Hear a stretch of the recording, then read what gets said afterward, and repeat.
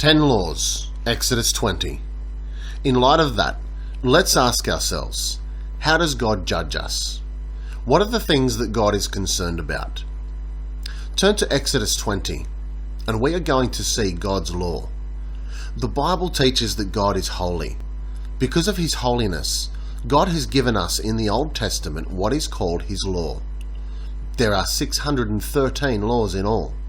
The Old Testament law is divided into three kinds. There is the civil law that deals with the nation of Israel and how the nation of Israel was to operate. The civil law was the law that governed their society.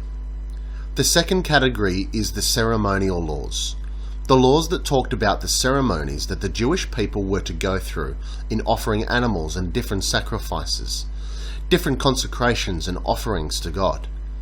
The ceremonial law had to do with the daily rituals of the nation of Israel.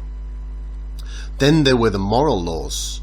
The moral laws talked about how God sees man and how God believes man ought to live, the kind of activities man ought to be involved in, the kind of life man ought to have. God's law has never been repealed. Jesus even said in the New Testament, in Matthew 5:17, "Think not that I am come to destroy the law or the prophets. I am not come to destroy, but to fulfill."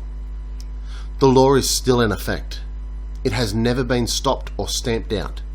The law is what God will use to judge your life and my life by. The law still exists, and one day men and women will stand before God, and if they do not know Jesus Christ, that law will judge them.